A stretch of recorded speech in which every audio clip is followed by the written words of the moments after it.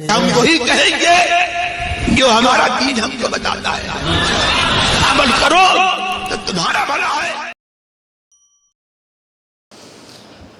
بسم اللہ الرحمن الرحیم۔ درود پاک پڑھ لیں۔ اللہم صلی علی سیدنا شفیعنا نبینا مولانا محمد مبارک وسلم۔ صلاۃ و سلام علیک سیدی یا رسول اللہ صلی اللہ تعالی علیہ وسلم۔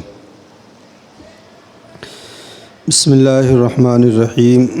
ولا تاکلوا اموالکم بینکم بالباطل وتدلوا بها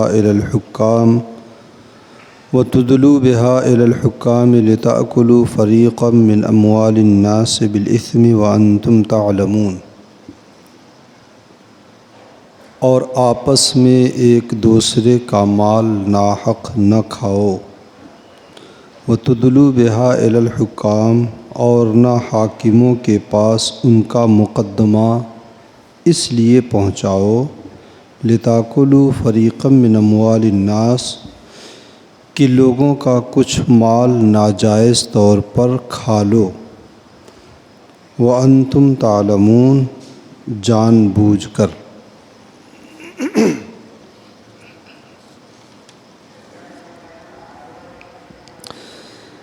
پچھلی آیت کریمہ میں اللہ تبارک و تعالیٰ نے فرمایا تھا تِلْکَ حدود اللہ، یہ اللہ کی حدیں ہیں، فلا تقربوها، ان کے قریب بھی مت جاؤ۔ اب ان میں سے کچھ حدود کا بیان اللہ تبارک و تعالیٰ نے کیا ہے۔ تو سب سے پہلے کھانے پینے کے حوالے سے، چونکہ یہ انسان کے لیے ناگزیر ہے، کھانا پینا یہ انسان کی وہ ضرورت ہے کہ اس کے بغیر آدمی رہ نہیں سکتا۔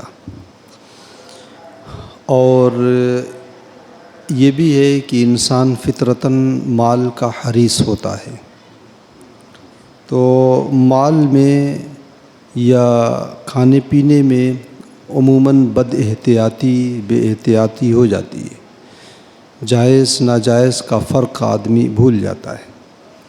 اور جب جائز و ناجائز کا فرق جہاں پہ ختم ہو جائے، وہاں نہ تو عبادات درست ہوں گی، نہ معاملات درست ہوں گے، نہ آدمی اندر سے مطمئن ہوگا، تو بہت ساری خرابیاں اور بیماریاں اور مصیبتیں آزمائشیں اس کی بنیاد پر آتی ہیں۔ تو اس لیے سب سے پہلے اس چیز کا بیان کہ آدمی کی خوراک اگر درست ہوگی، جائز کمائی اگر وہ کھائے گا، تو عبادت میں بھی جی لگے گا، معاملات بھی اس کے شفاف رہیں گے، اور روحانی اعتبار سے بھی اس کا معاملہ اوروں سے بہتر ہوگا۔ تو سب سے پہلے اس کا ذکر اللہ رب العزت نے فرمایا، اور سب سے پہلے کیا فرمایا؟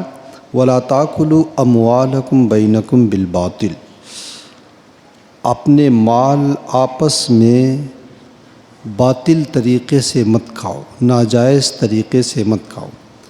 یا تو یہ ہے کہ اپنا مال ہو، ہمارا اپنا کمایا ہوا مال ہو، جائز طریقے سے ہم نے کمایا ہے وہ مال، اس مال کو ناجائز طریقے سے مت کھاؤ، یعنی ناجائز طریقے پہ خرچ مت کرو۔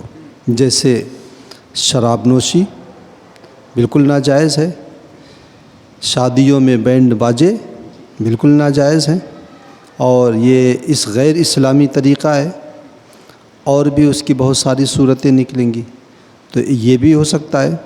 یا پھر یہ کہ آپس میں ایک دوسرے کا مال ناجائز طریقے سے مت کھاؤ، مطلب چھین کے، جھپٹ کے، ہڑپ کر، رشوت کے ذریعے لے کے، سود کے ذریعے یا غصب کر کے کسی کا مال اس طریقے سے مت کھاؤ۔ دونوں اس کا جو ہے مفہوم ہو سکتا ہے کہ اپنا مال ناجائز طریقے پر خرچ مت کرو، یا یہ کہ آپس میں ایک دوسرے کا مال ناجائز طریقے سے لو مت۔ اب اس ناجائز طریقے سے جو لیا جاتا ہے اس میں بہت ساری صورتیں بن جائیں گی۔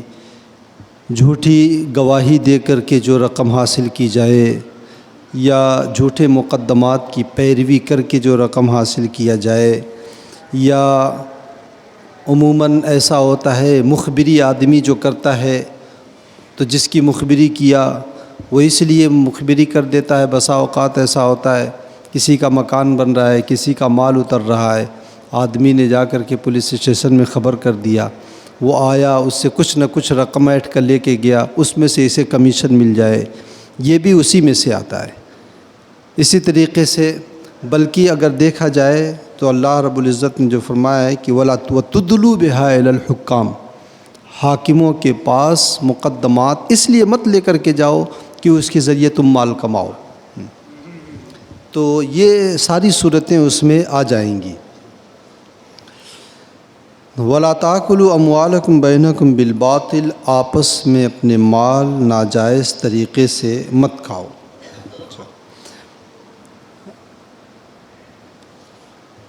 وَتُدْلُوا بِهَا إِلَى الْحُكَّامِ, اور نہ حاکموں کے پاس ان کا مقدمہ اس لیے پہنچاؤ کہ لِتَأْكُلُوا فَرِيقًا مِّنْ أَمْوَالِ النَّاسِ بِالْإِثْمِ, تاکہ لوگوں کے کچھ مال تم ناجائز طریقے سے کھا لو.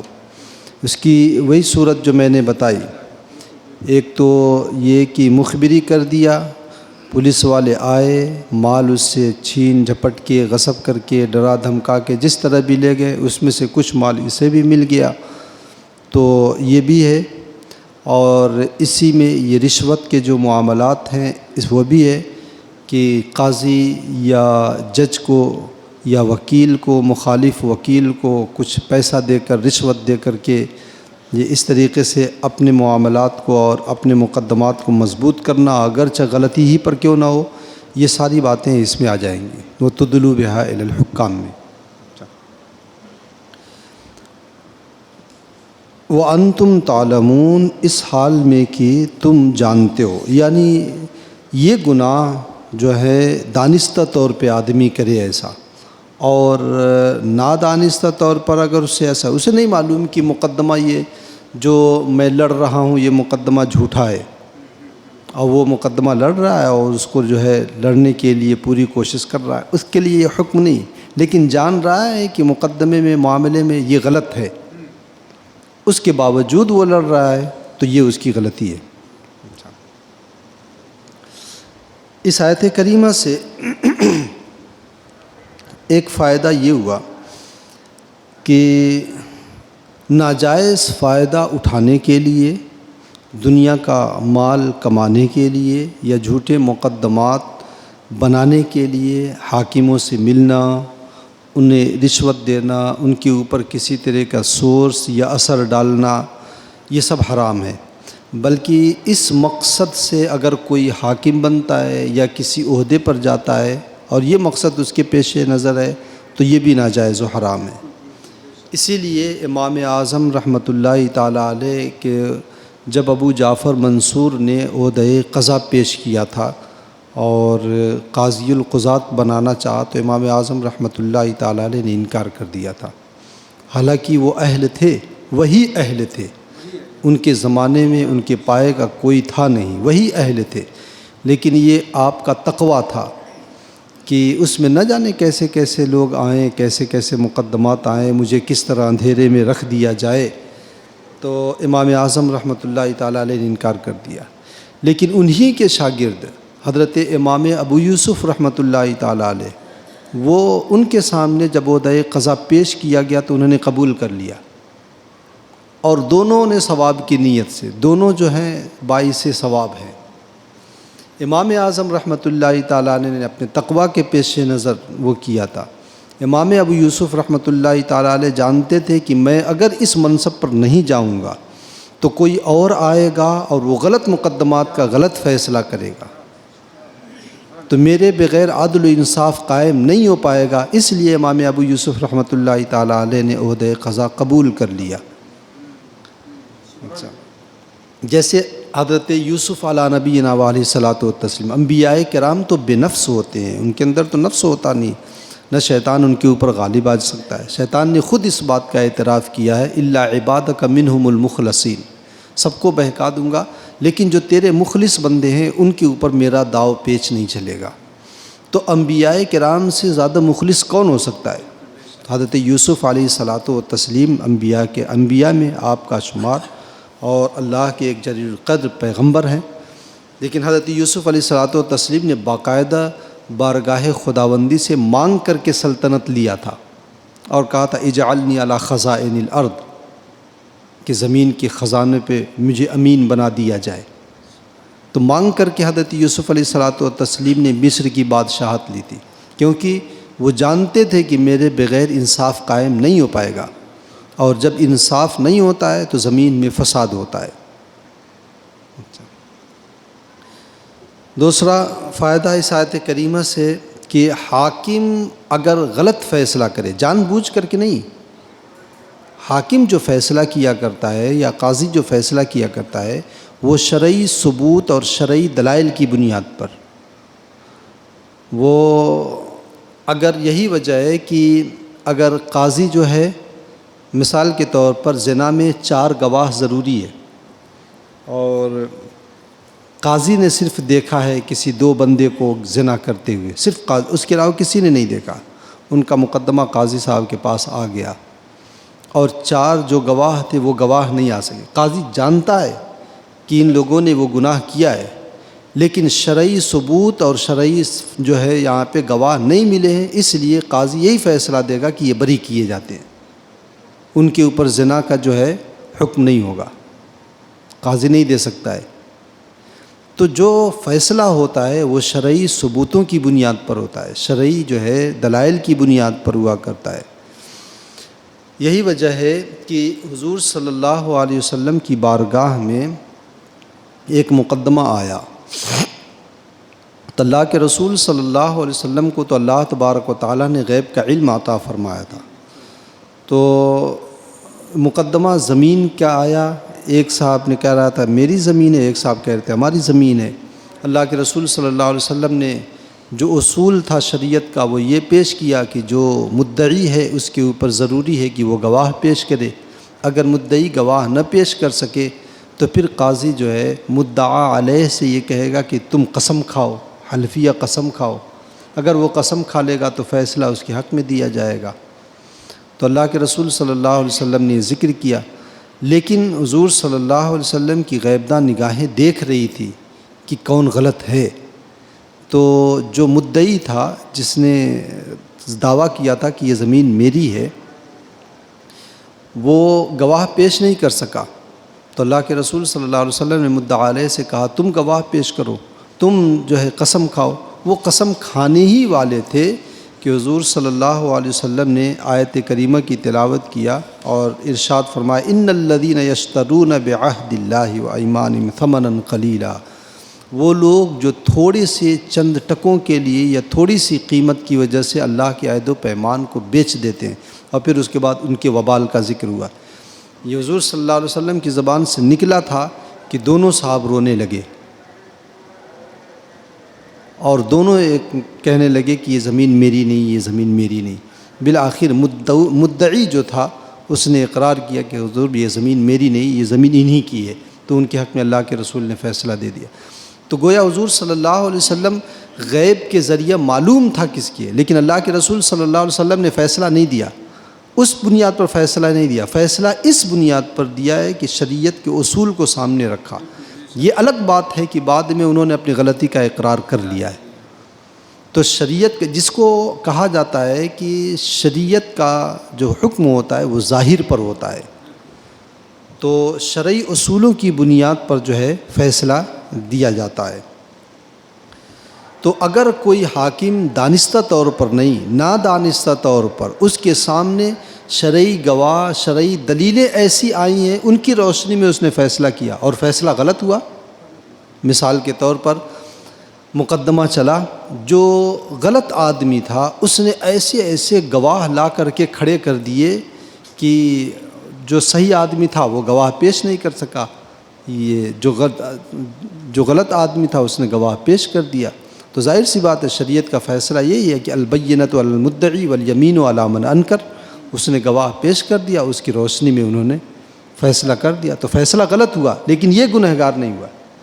اسی لیے حضور صلی اللہ علیہ وسلم نے فرمایا ہے کہ جو ہے اگر فیصلہ غلط، میں فیصلہ تو یہ ظاہری طور پہ ہو رہا ہے، لیکن جو اس میں ظالم ہوگا، جو غلط ہوگا، اگر اس کے حق میں فیصلہ جائے گا تو میدان محشر میں یہی چیز اس کے لیے وبال جان بن جائے گی۔ تو شریعت کا فیصلہ جو ہوتا ہے وہ ظاہر کی بنیاد پر ہوتا ہے، لہٰذا اگر کوئی حاکم نادانستہ طور پر اگر غلط فیصلہ کر دے تو اس کے اوپر یہ وبال نہیں ہے۔ نہ غلط فیصلہ کرنے کا یہ مطلب نہیں ہے کہ وہ غلط فیصلہ کیا، فیصلہ اس نے دلیل کی روشنی میں صحیح کیا، لیکن مدعی نے کچھ ایسے جھوٹے گواہ کھڑے کر دیے تھے جس کو جھٹلایا نہیں جا سکتا تھا۔ تو ایسی اگر صورتحال آئے تو فیصلہ کرنے والا جو ہے اس سے بری ہوگا، اور میدان محشر میں گناہ اسی کے اوپر ہوگا جو انہوں نے گواہی دی۔ ویسے بھی اللہ کے رسول صلی اللہ علیہ وسلم نے ارشاد فرمایا ہے کہ الا انبئکم باکبر الکبائر، کیا میں بڑے بڑے گناہوں کے بارے میں نہ بتا دوں؟ تو اللہ کے رسول صلی اللہ علیہ وسلم نے چند گناہ بتایا، اور جب جھوٹی گواہی کی بات آئی تو ٹیک لگا کے بیٹھے ہوئے تھے، اور جب جھوٹی گواہی کی بات آئی تو سیدھے بیٹھ گئے اور فرمایا کہ الا وقول الزور، الا وشہادۃ الزور، الا وشہادۃ الزور، سنو جھوٹی گواہی یہ گناہ کبیرہ ہے، جھوٹی گواہی یہ گناہ کبیرہ۔ بندہ جھوٹی گواہی دیتا ہے، ڈبل گناہ اس کے ذمہ آ جاتا ہے، حقوق اللہ میں گرفتار ہوتا ہے، جھوٹ بولا ہے، حقوق العباد میں گرفتار ہوا ہے، اس کے بولنے کی وجہ سے اس کا حق مارا جا رہا ہے، تو حقوق اللہ میں بھی گرفتار ہوا، حقوق العباد میں۔ حقوق اللہ تو اللہ کے کرم سے اس بات کی امید ہے کہ اللہ تبارک و تعالیٰ بخش دے، معاف فرما دے، لیکن حقوق العباد تو جب تک بندہ معاف نہیں کرے گا معاف نہیں ہوگا۔ دنیا میں ہم نہیں معاف کرتے ہیں، آخرت میں کہاں سے کوئی معاف کرنے جائے گا؟ دنیا میں ہم معاف کرنے 2-4 10 روپیہ رہتا ہے تو بڑی مشکل سے چھوڑ دیتے ہیں، چھوڑ پاتے ہیں۔ اگر 2-4 ہزار کوئی لے کر کے بیٹھ گیا، سامنے کہہ بھی دیا کہ ہاں میں نے معاف کر دیا، لیکن پھر بھی جو ہے اس کے دل میں ایک کسک رہتی ہے۔ تو آخرت میں کوئی سے کوئی، جبکہ آخرت میں تو آدمی کو تنکے کا سہارا کافی ہوگا، ایک ایک جو ہے نیکی کی ضرورت پڑے گی، تو آخرت میں کیسے کوئی معاف کرے گا؟ اس لیے ہمیں چاہیے کہ ہم ان چیزوں سے بچیں۔ اللہ تعالی ہمیں اور آپ کو ان چیزوں سے محفوظ رکھے۔ اللہم صلی علی سیدنا شفیعنا نبینا مولانا محمد وبارک وسلم، صلاۃ و سلام علیک سیدی یا رسول اللہ صلی اللہ علیہ وسلم۔ اللہم ربنا تقبل منا انک انت السمیع العلیم وتب علینا انک انت التواب الرحیم، وصلی اللہ تعالی علی خیر خلقہ ونور عرشہ وقاسم رزقہ محمد وعلی آلہ واصحابہ اجمعین برحمتک یا ارحم الراحمین۔